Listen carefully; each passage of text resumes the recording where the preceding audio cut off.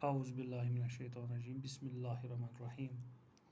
Class 12th subject environment science. कल हमने climate change के बारे में पढ़ा, कॉज ऑफ क्लाइमेट चेंज के बारे में थोड़ा सा हमने पढ़ा। आज का जो हमारा टॉपिक है वो है ग्लोबल वार्मिंग क्या होती है, इसकी हमें डेफिनेशन पढ़नी है। फिर इसके हम कॉजेज़ भी पढ़ेंगे और इफ़ेक्ट्स ऑफ ग्लोबल वार्मिंग भी पढ़ेंगे।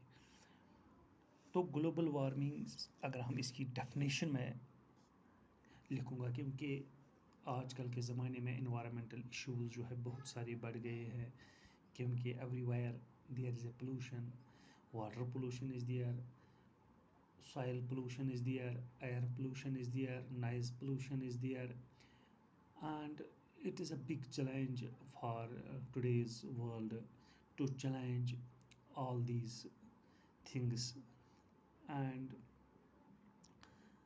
the most challenging job is that the global warming for the scientists, how to control the global warming. ये ग्लोबल वार्मिंग होती क्या है एक्चुअली? ग्लोबल वार्मिंग अगर मैं आपको बताऊं कि एक टेम्परेचर होता है ज़मीन पर, एक बैलेंस होती है ज़मीन पर। अगर वो बैलेंस डिस्टर्ब हो जाती है, फॉर एग्ज़ाम्पल अगर हमारा टेम्परेचर इस वक्त है 32 डिग्री, अगर दिन ब दिन ये टेम्परेचर बढ़ता जा रहा है, ये आने वाले कल के लिए बहुत ही ख़तरनाक साबित हो सकता है। यही जो ये टेम्परेचर, एवरेज टेम्परेचर ज़मीन का बढ़ रहा है, इसी को हम ग्रीन हाउस इफेक्ट या ग्लोबल वार्मिंग के नाम से कहते हैं। क्योंकि एटमॉस्फियर्स में वो चेंजेस हो जाते हैं, एटमॉस्फियर हमारा ऐसा बन जाता है कि जो हीट एस्केप होने को थी, जो हीट अर्थ से वापस चली जाती थी, कुछ एलिमेंट्स उसको जाने नहीं देते हैं इस हीट को। तो क्या हो जाता है, जब हीट एटमॉस्फेयर में ही रहती है तो एवरेज टेम्परेचर जो होता है दुनिया का, इस ज़मीन का, वो बढ़ता जा रहा है, जिसको हम ग्लोबल वार्मिंग या ग्रीन हाउस इफेक्ट का नाम देते हैं।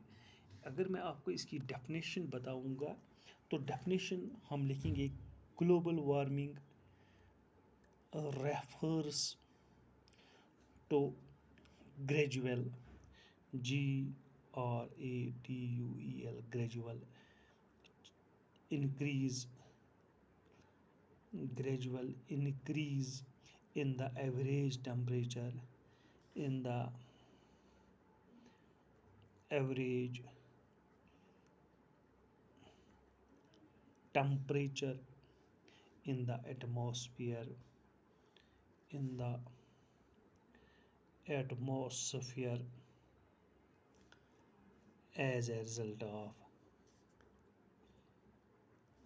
of कैसे हो जाता है, as a result of accumulation of greenhouse gases। आपको अब समझ में आई होगी मेरी बात। Global warming refers to gradual increase in average temperature.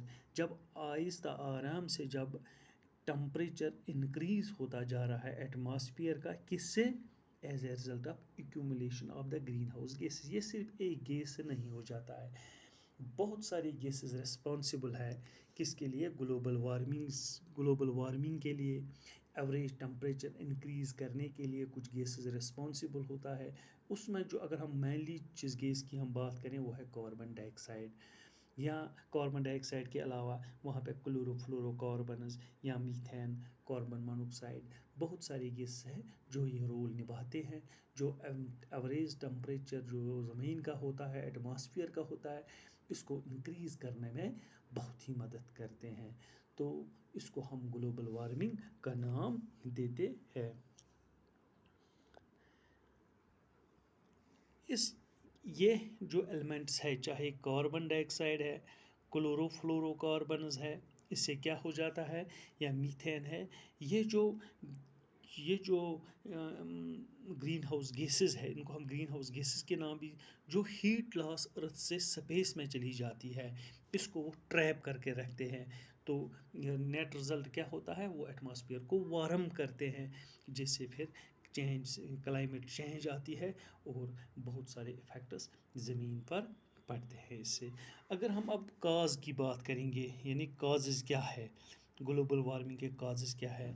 Global warming is mainly caused by rise in temperature, atmospheric carbon dioxide concentration. पहला काज इसका ये होता है कि कार्बन कंसनट्रेशन जब इसमें इंक्रीज होता है। अच्छा, it also depends on the other gases, जैसे कि पहले ही मैंने आपको कहा है क्लोरोफ्लोरोकार्बन पर, CH4 मीथेन पर, कार्बन मोनोऑक्साइड पर, या ऑक्साइड्स ऑफ नाइट्रोजनस पर।